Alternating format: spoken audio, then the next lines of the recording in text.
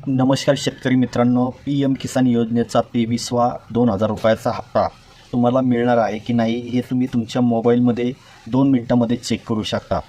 तत्पूर्वी जर चॅनलवर कोणी नवीन आला असला चॅनलला सबस्क्राईब करून बेल आयकॉन बटन प्रेस करून ठेवा. त्यामुळे असेच महत्त्वपूर्ण व्हिडिओ तुम्हाला मिळत राहतात. मित्रांनो, पी एम किसान योजनेचा 23वा हप्ता तुमच्या खात्यामध्ये जमा होणार की नाही हे अगोदर तपासणे आवश्यक आहे. यासाठी pmkisan.gov.in या ऑफिशियल वेबसाईटवर जाऊन सर्वात अगोदर फार्मर कॉर्नरवर लॉग इन करून घ्यावे. त्यानंतर नो युअर स्टेटस हा पर्याय निवडून आपले स्टेटस चेक करावे. हे चेक करताना यामध्ये तुमच्या नावासमोर काही त्रुटी दाखवत असल्यास त्या त्रुटी अगोदर दुरुस्त करून घ्याव्यात.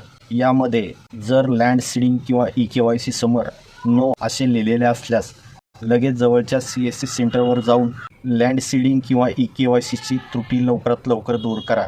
या त्रुट्या दूर केल्यामुळे तुमचा PM किसानचा 23वा हप्ता थांबणार नाही.